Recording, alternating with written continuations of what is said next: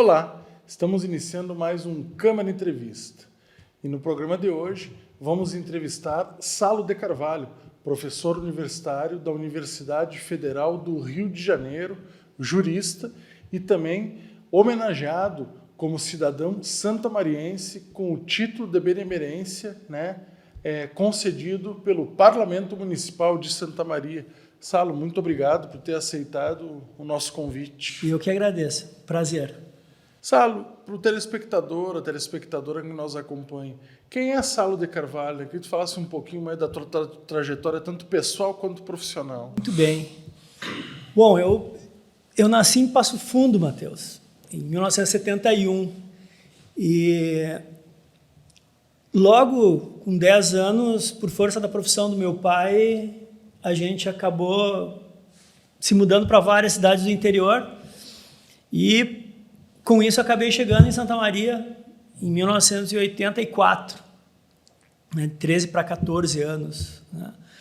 E aqui eu passei toda a minha adolescência e construí os laços de amizade que perduram até hoje. E quando eu fui fazer o vestibular, no final dos anos 80, em 89, a Federal não tinha o curso que na época eu pretendia fazer, que era psicologia. Acabei prestando na URGS, mas logo nem terminei era um vestibular que era em 2 etapas. Resolvi migrar ali mesmo para o direito, muito influenciado pelo meu pai também.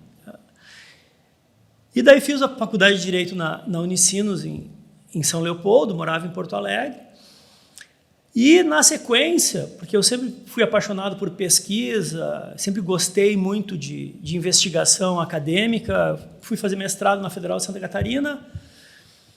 Imediatamente fiz o doutorado na Federal do Paraná, e era interessante porque bem naquele período, foi do primeiro para o segundo governo Fernando Henrique Cardoso, teve uma mudança nas regras de docência e faltava mestres e doutores no mercado docente, o que foi uma oportunidade, porque imediatamente depois do mestrado eu comecei a lecionar na própria Unicinos, depois na PUC. E isso me possibilitou um incentivo muito grande à pesquisa acadêmica mesmo, e em paralelo eu comecei a advogar. Então, nesse período de formação, eu mantive sempre um vínculo docente, primeiro com a Unicinos, depois muito tempo com a PUC do Rio Grande do Sul, e o escritório. E lá por 2009, mais ou menos, ajudei a criar o programa de pós-graduação em Ciências Criminais da PUC do Rio Grande do Sul. Fiz um concurso para a Federal do Rio Grande do Sul, fiquei 2 anos lá, teve um problema de anulação do concurso, questões, enfim, que envolvem os concursos públicos.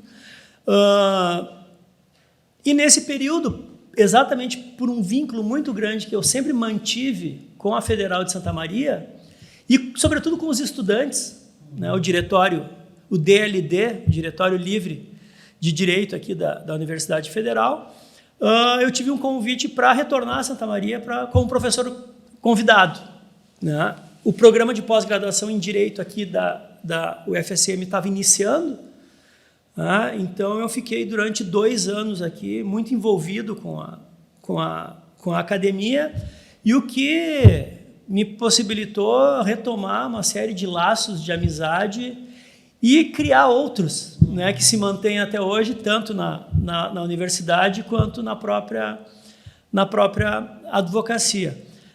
E daí, por questões também que o destino vai traçando, em 2015, abri um concurso para a Federal do Rio de Janeiro, eu acabei sendo aprovado, e estamos lá, transferi o escritório para o Rio também, mantendo uma sede em Porto Alegre e outra no Rio de Janeiro, e já estou há 10 anos morando no Rio, mas com essa atividade bipartida entre Rio de Janeiro e Rio Grande do Sul, né, com esses vínculos, e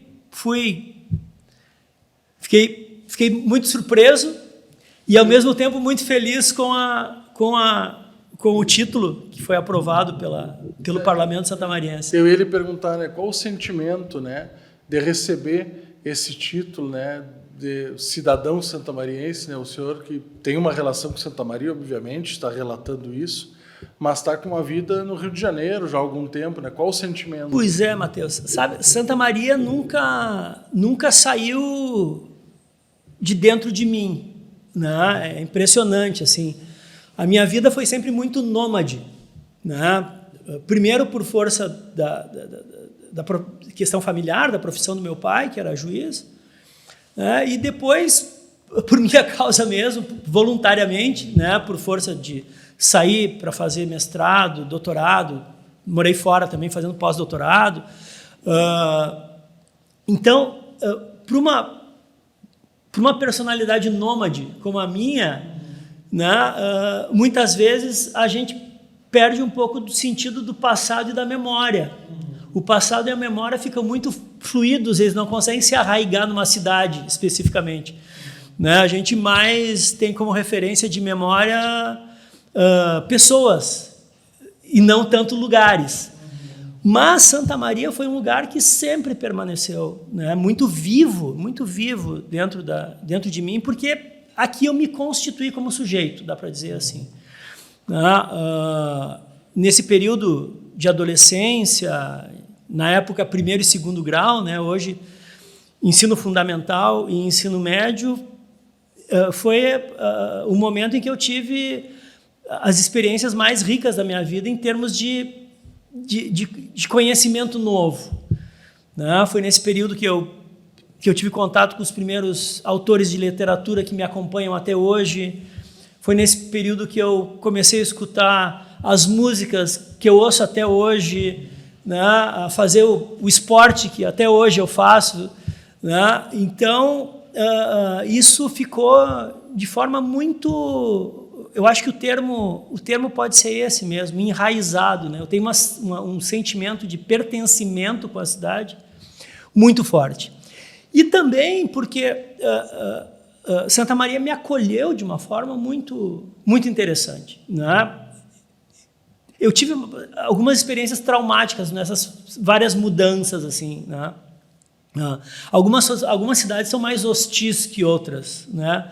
Mais difíceis na abertura, né? O povo é mais fechado ou menos fechado, né? E Santa Maria foi uma coisa impressionante, porque no primeiro mês que eu estava aqui, quando eu cheguei no Colégio Centenário, né, imediatamente eu fui acolhido pela turma e já estavam ali grandes amigos meus que são irmãos até hoje. É impressionante, né? Então, essa dimensão cultural, né, que é a literatura que eu descobri aqui em Santa Maria, a música que eu descobri aqui em Santa Maria, né, o teatro e o cinema, né, que as minhas primeiras experiências com teatro e com cinema foram aqui também, e esporte, junto com a questão afetiva, torna para mim essa homenagem ímpar, assim, algo que me tocou muito quando eu recebi a informação que tinha sido aprovado o nome e depois o contato feito pelos vereadores. Então, é algo que eu, particularmente, estou radiante. Como o senhor, né, tem essa memória dos anos 80 aqui de Santa Maria, né? Exato. Comparando com agora, né, como o senhor vê essa passagem aí de 20, 30, 40 anos, né, de lá para cá, por exemplo, assim, o que hoje é diferente, evoluiu, o que o senhor acha, de repente, que tinha naquela época que poderia ter hoje e não tem? Como é que faz? Por mais que seja mais centrado, como o senhor disse, nas pessoas, uma pessoa que tem uma vida nômade, né? Mas, né, fazendo esse exercício, assim, o que, de repente... como o senhor vê essa passagem temporal aí de 40 anos? Claro. Pois é, Matheus. É que, assim, não é Santa Maria. O mundo mudou numa velocidade vertiginosa, né? Eu sou um cara que nasci analógico. Então, dos maiores prazeres que a gente tinha, nossos amigos, depois das aulas, né, tanto no Centenário, quando estudei o primeiro grau, depois fui para o Silão Rosa, voltei para o Centenário, enfim, mas a nossa turma de amigos eram experiências analógicas de se reunir coletivamente para ouvir o último LP das nossas bandas preferidas. Então, não existia o virtual, era tudo presencial. Absolutamente, né? A própria experiência com o telefone não eram todos os nossos amigos que tinham telefone em casa, né? Então, isso dava uma certa urgência em estar junto, em conviver, né? Isso permitia que a gente tivesse alguns códigos também, né? Mesmo não ligando, não conversando antes, eu sabia que em determinada hora da tarde, se eu quisesse encontrar os meus amigos, era só me dirigir ao calçadão e ficar em frente da Copacabana, que ali nós tínhamos um ponto, né, de encontro, né? E eram experiências, né, muito reais, assim, do ponto de vista dos afetos, né? E hoje, como a gente sabe, o mundo se virtualizou, né? Não sei nem mais se é possível fazer essa diferença entre real e virtual, porque o real e o virtual se confundem nas nossas vidas hoje, né? Eu não sou um saudosista, né? Daquela, na minha época tudo era melhor. Não, tinha coisas muito complicadas na nossa época, na nossa adolescência. Eu acho que a gente era mais preconceituoso, né? Embora Santa Maria sempre tenha sido uma cidade, na minha experiência, muito plural, né? E não tinha muita diferença em termos de classe social, né? Todo mundo se dava bem com todo mundo, independente e sem muita disparidade social também. Se do ponto de vista mais econômico, social, era paritário, assim, lembrando hoje, nós éramos muito preconceituosos em relação à questão de gênero, em relação à questão de raça, né? A questão do bullying, né? Que não tinha esse nome ainda, mas eram experiências que eu fico pensando para alguns colegas meus como foram traumáticas, né? E a gente não tinha essa consciência, né? E hoje eu vejo uma meninada muito mais antenada em relação a isso, muito mais atenta. Eu aprendo muito com a minha filha tem 12 anos, né? Está se aproximando exatamente da idade em que eu vim para Santa Maria, e ela nos corrige, a minha esposa, em relação a uma brincadeira que não deveríamos ter feito, a uma forma de olhar determinada situação. Então, eu acho que essa é algo que a gente tem que comemorar, né, em termos de alargamento da consciência social, da consciência com a diversidade. E, ao mesmo tempo, eu acho que a gente tem que, né, ter um cuidado maior, porque eu acho que a gente está vivendo uma espécie de pré-história da tecnologia. A gente não sabe muito como lidar com isso, né? Então, se ao mesmo tempo esse mundo virtual ele nos aproxima, e é o que permite que eu me encontre com os meus amigos de Santa Maria todo dia, através das páginas em redes, através de aplicativos de mensagem. WhatsApp. Total, né? Nós temos o nosso grupo do Silão Rosa 1986. Nossos amigos se encontram lá, né? E a gente organiza periodicamente festas aqui em Santa Maria que a gente vem para se encontrar fisicamente, essa necessidade do físico, né? Então, ao mesmo tempo que essa virtualização aproxima muito, ela também isola, né? E cria problemas como problemas de depressão, problemas de adoecimento mental na juventude, que é o que a gente está vendo bastante ultimamente, né? Então, poder ter vivido isso, essa transformação tão rápida, né?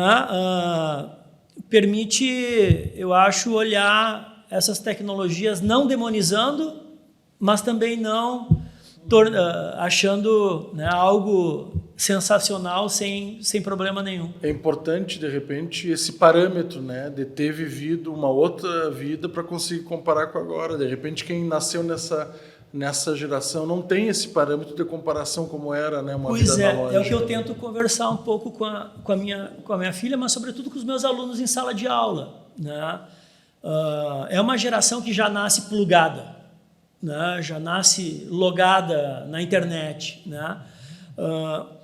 Isso eu acho que, por um lado, tem uma perda que é exatamente disso que eu falei para você, dessa necessidade, essa urgência do contato humano, né? Infelizmente, a gente vê, né, famílias no restaurante almoçando e cada um com seu celular conectados com outras pessoas, não estão nem física nem virtualmente, é uma ausência física, né, de uma presença virtual, né? Então isso eu acho que a gente tem que aprender a lidar com isso, né, para não perder essa necessidade da interação, mas ao mesmo tempo exatamente por já nascerem nessa tecnologia, eu acho que eles vão ter ferramentas, espero que tenham, mais sofisticadas para resolver os problemas que talvez nós não estejamos conseguindo resolver. Agora entrando na questão assim mais profissional, né? Tu és professor da Universidade Federal do Rio de Janeiro, né? E trabalha, né, com a questão do código, lida com a questão, tu é um jurista, né? Tem livros escritos, a questão do código do penal brasileiro, enfim, toda essa questão.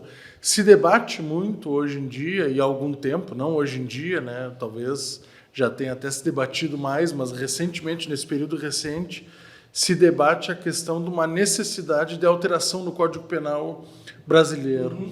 Queria saber qual a tua visão disso. Tu é um partidário que realmente o nosso Código Penal, que é de 1940, já está ultrapassado e precisa realmente de alterações ou não? Perfeito. Eu sou professor tanto da Federal quanto da Universidade Estadual do Rio de Janeiro. As duas das... O Rio tem várias públicas, essas são duas das principais, dá para dizer.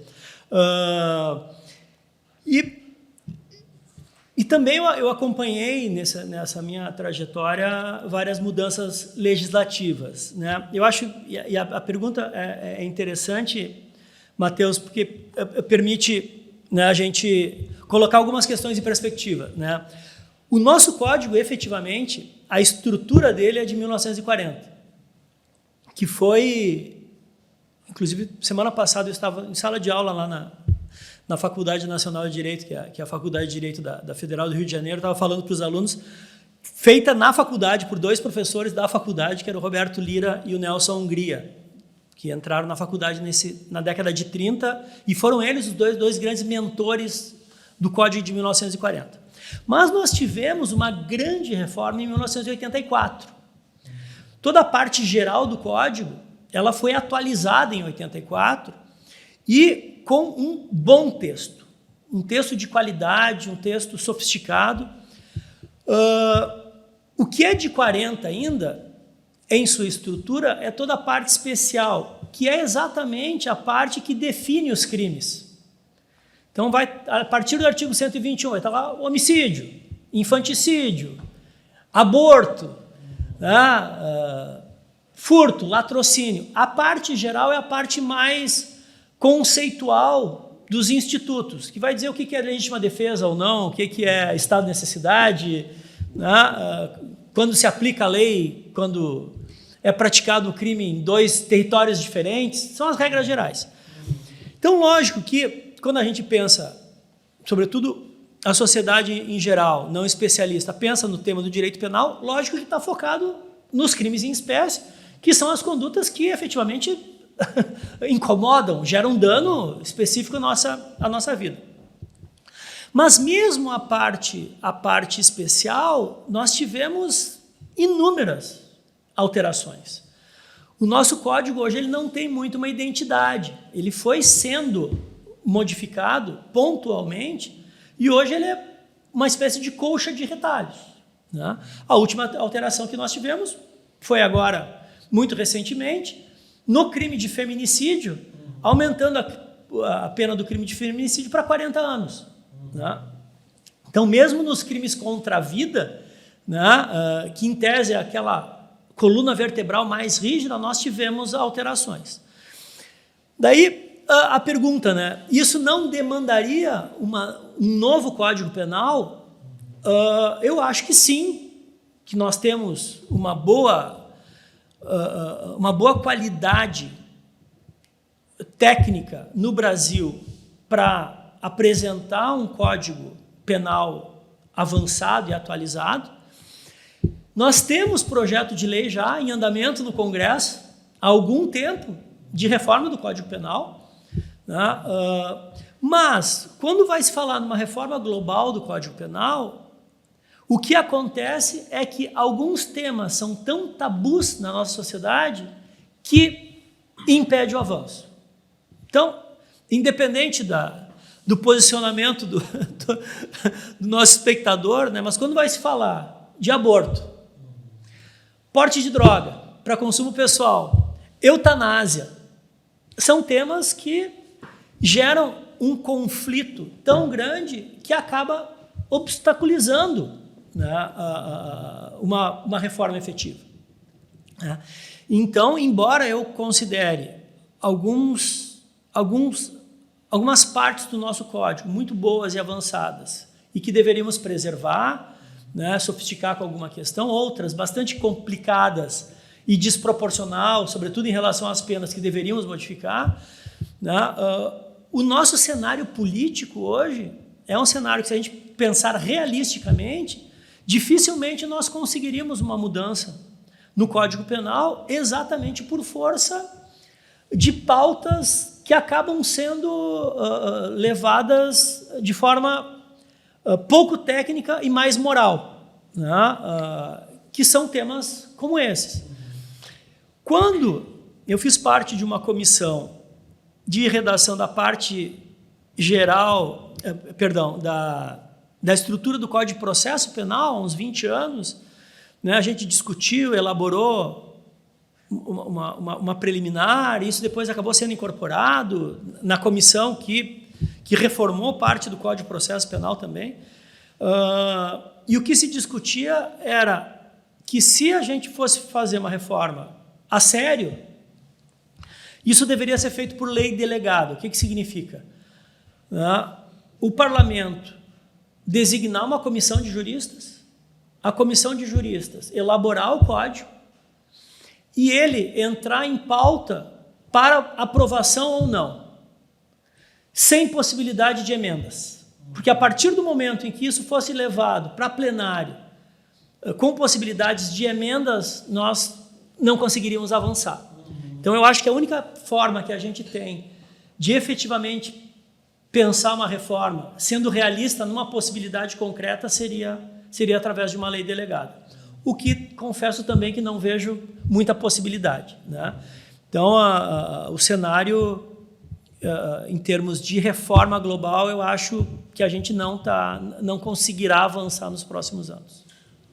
O senhor acabou de mencionar alguns temas que são tabus no Brasil e que, na sua perspectiva, são debatidos e lidados muito mais por uma perspectiva moral do que técnica, né? E um deles é a questão do consumo de drogas, né? Qual a sua avaliação, por exemplo, sobre se debate bastante, inclusive teve uma intervenção do STF com relação a determinado valor do porte de maconha, né, o portador ser considerado usuário e não mais traficante.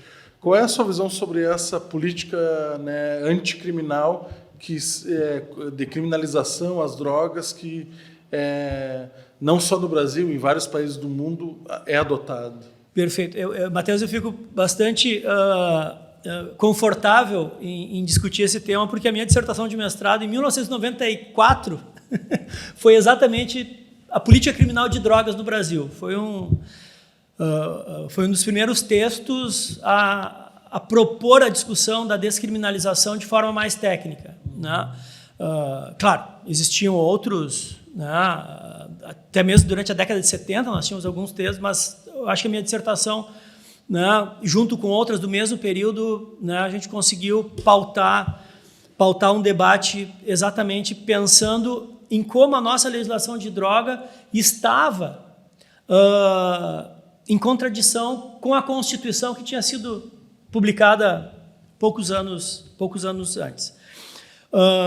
Do meu ponto de vista, a criminalização do porte para consumo pessoal, ela não se sustenta juridicamente, né? A gente não consegue justificar em termos normativos, a partir dos princípios que regem a matéria, a vedação de uma pessoa adulta, maior de idade, né, responsável, não poder consumir o que ela deseja. Inclusive porque o nosso código não criminaliza, por exemplo, a tentativa de homicídio, né? É uma das máximas do direito penal liberal que a autolesão ela não é punível, né?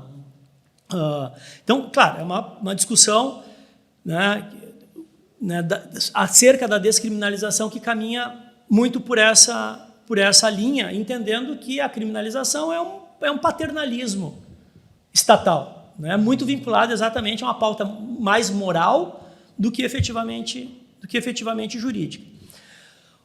Os países que avançaram em relação à descriminalização normalmente foi via judiciário, né? O que, de certa forma, muito timidamente ocorreu no Brasil, né? Na Argentina, por exemplo, houve a descriminalização do porte para consumo pessoal, né? Não só da maconha, de todas as drogas, independente da quantidade. Né? Isso aconteceu na Colômbia, isso aconteceu no México. Nós temos a experiência de mais de 15 anos de Portugal, que descriminalizou o consumo de todas as drogas. Né? Experiências mais antigas da Holanda, própria Suíça, Itália, Espanha. Então, assim, o que o nosso Supremo foi indagado nas ações que discutiram essa matéria foi a constitucionalidade do artigo 28 da Lei de Drogas, que é exatamente esse: portar para o uso pessoal droga. Então não tinha essa limitação de maconha ou outra substância, né? Tanto é que o primeiro voto do relator, ministro Gilmar Mendes, ele considerava inconstitucional o artigo 28. Ao longo dos debates, a decisão foi sendo modificada. E isso é próprio de julgamentos colegiados, né? Como são 11 ministros que vão decidir sobre um tema, estava em plenário, repercussão geral, então se decidiu adaptar o entendimento para chegar a um determinado consenso, que foi esse, né? Abaixo de 40 gramas, se presume que a droga é para consumo pessoal, e isso seria uma infração administrativa e não um delito. Infração administrativa, como nós temos a infração de trânsito, de ultrapassar em local proibido, né? Não é lícito, né? É um ilícito, porém um ilícito administrativo, não vai ser tratado de forma penal. A partir dos 40 gramas, daí se discute, né, se efetivamente era para consumo pessoal ou para outra finalidade que vulgarmente a gente chama de tráfico, né? Então foi esse o entendimento do Supremo. Foi tímido, desde o meu ponto de vista foi, mas representou um avanço, né? Nós já temos várias situações que,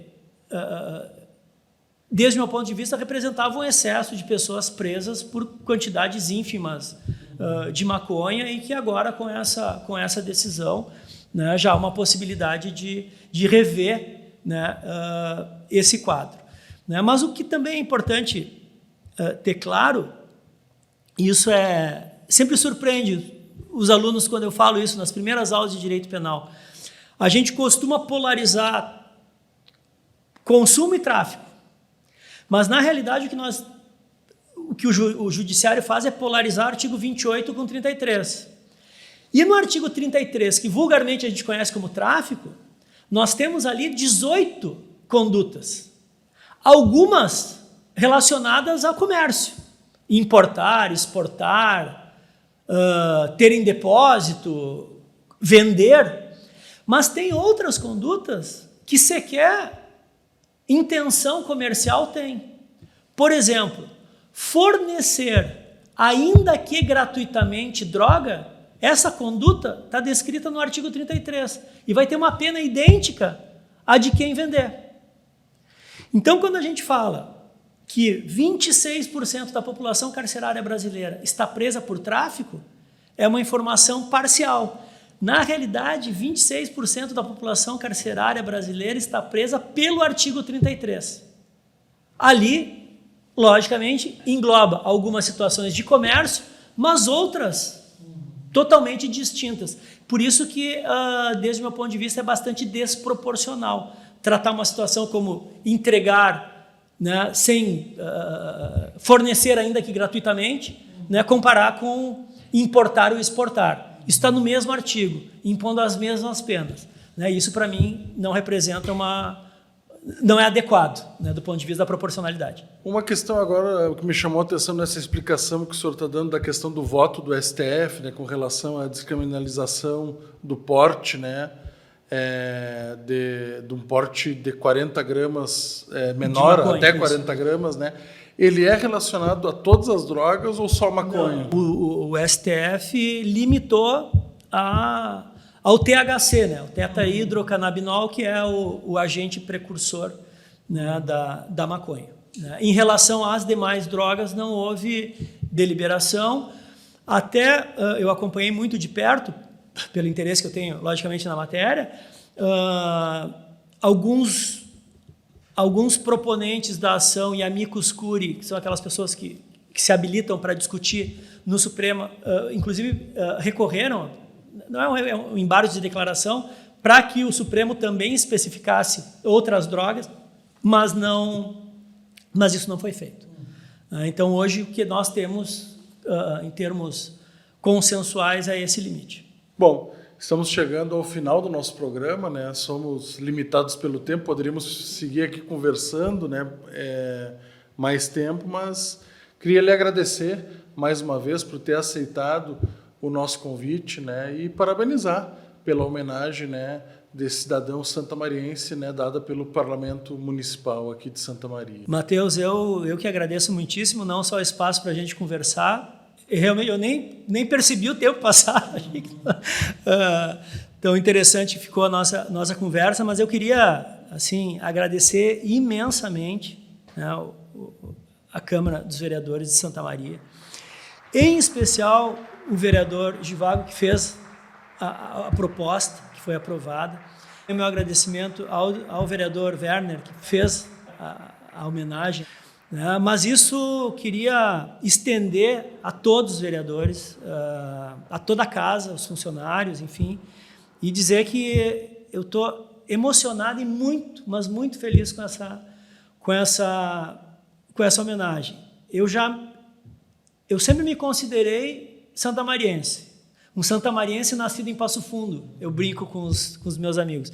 Mas agora eu vou poder formalmente dizer que eu sou santamariense também, o que me deixa muito feliz.